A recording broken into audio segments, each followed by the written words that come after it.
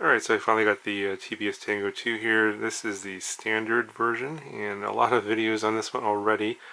I'm just going to give you my thoughts on how it is and how it feels, and of course I'll show you some flight footage at the end, and also narrate the flight and tell you how it feels in flight.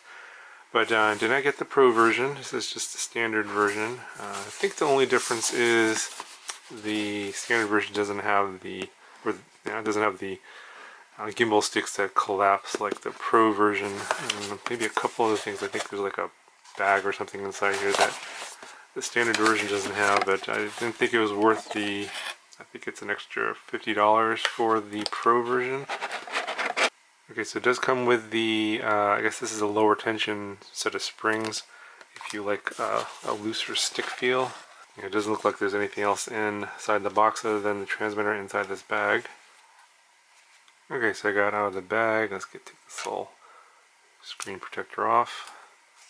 Pretty light, and I like the collapsible antenna. Obviously you're going to want to fold that out if you want to have access to the buttons and switches here, otherwise this antenna gets in the way. And it does rotate, it only rotates this way, it doesn't rotate the other way. I suppose you could collapse it down like this if you want. Kind of cool.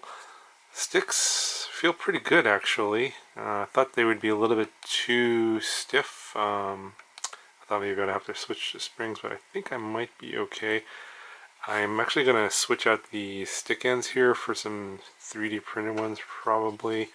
Of course the stick ends are height adjustable, so they're at the lowest point here. If you want a little bit more stick movement, then you probably want to raise that up. It's a pretty decent height I think right now, but I'm going to swap out the stick ends. I want a little bit a flatter surface for that. It doesn't come with the little lanyard hook here. That's I think that's a $4 or $5 metal accessory you have to buy. You have these buttons here on the top. I think these are for, I could probably use these for arming. 3 position switches here. The top for B and C. I really like the fact that they got rid of the old school transmitter type. Those long switches that tend to, if you knock it funny or anything, those things break off so easily. I've seen so many people showing pictures of broken transmitter switches. Momentary switches here on the back. There's an internal battery in here. It's a 1S 5000 milliamp hour. So it's a 1.2 inch OLED screen. This this soft touch plastic in the back here, pretty grippy. I don't think this will slip out of your hand too easily. These do come off and you can get inside the transmitter if you want to make adjustments or anything like that. Got the exit menu page button here. The buttons feel very nice. Got a dial scroll wheel here, and you can also press that in as well. And you got a speaker here. All really nice. Power button, USB-C for charging and firmware updates, and you have an audio jack for audio out. So I think you just press the button here.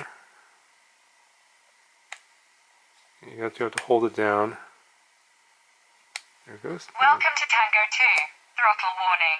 Switch warning. Let's see. Yeah, so this is all up here, and it just looks like standard OpenTX. I think it's called Freedom TX because they haven't merged in yet with OpenTX yet. But it looks like a typical OpenTX. Shows your battery voltage and your model on here. Again, this is only Crossfire. No FreeSky, no FlySky, no multi-protocol module support. I heard that possibly something might be in the works for that because there's some UART that you can access on the inside, but I'm thinking it's not going to be that simple. Alright, so you can use the scroll wheel to scroll through your screens, and you can go into, press the menu button, it goes into your Crossfire menu here. This looks basically this lower script. It looks like the same Crossfire script that's on the Tyrannus. And if your page goes into your model setup here, and just scroll through these settings here.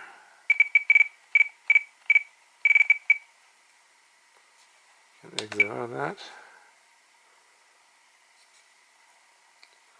But the model setup pages, they look identical, so sure everyone here is familiar with OpenTX. I'm not going to waste anyone else's time with this. And if you long press the menu button, that will bring up the radio setup menu. And you can page to this as well. So obviously the date's incorrect, but this is a standard radio setup. And we're running FTTX Tango as firmware 1.01. Probably need to, I think there's a firmware update out there right now already, so as I'm recording this video I might need to update that. Calibration screen. It's all very familiar.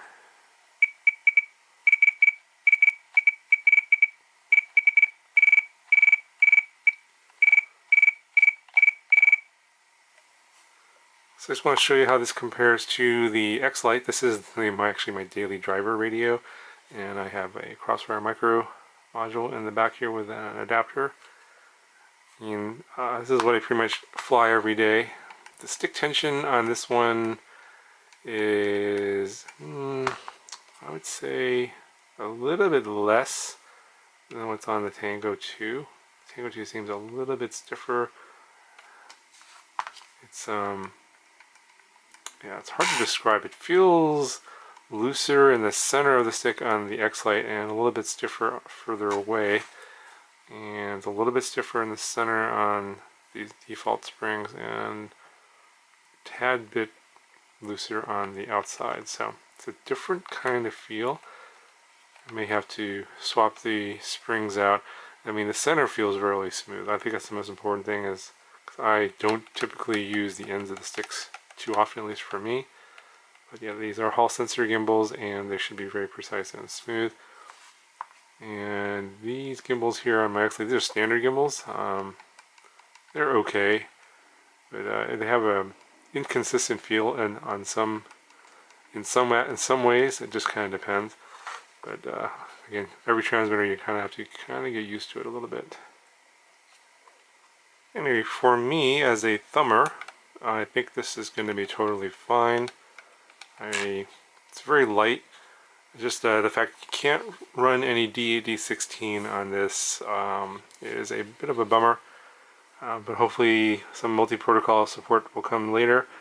But if we can do that, then this would be my daily driver radio, because if I can somehow attach a module here on the back for some of the older protocols, FreeSky, FlySky, whatever, multi-protocol support here, and then obviously run Crossfire as the standard protocol, then this would be like a totally awesome setup. Because it's very light. It's very light, but it doesn't feel cheap. I mean, people were saying this looks like a toy, but I mean, it doesn't look any more of a toy than an X-Lite here. The plastic feels pretty good. It's very stiff. There's no creaking. The build quality is really good. It feels very solid in the hand. So those are my first impressions, at least of the radio. I'm going to go ahead and bind this up, and we get a model up in the air, and I will narrate that flight, let you know how this thing feels in flight.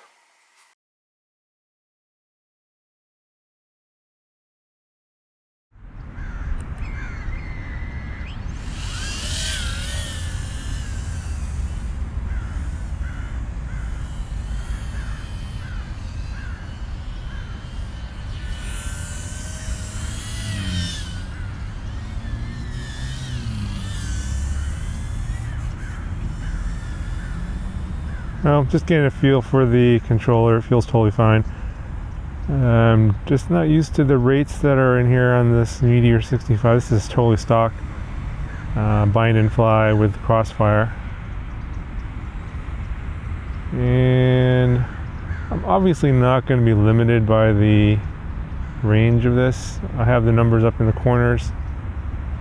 Using the Mini Mortal T that came with the Crossfire edition of the Meteor 65.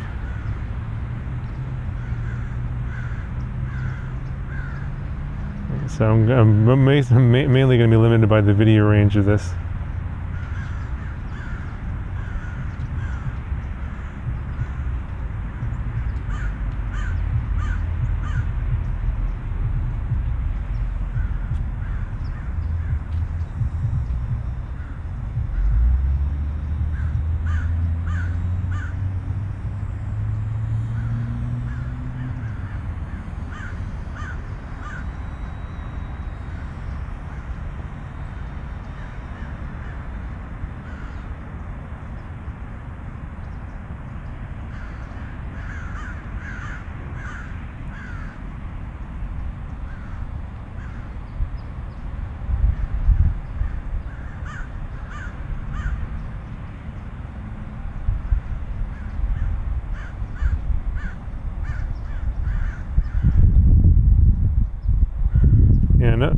problems with the controller. It totally feels fine. Gimbals feel really smooth. Bit of wind right now, so see how it does some proximity here through these trees behind me. And I think my battery is already running low. Yeah, it's very smooth controller. Actually, it's much smoother than my X-Lite. No problems with control.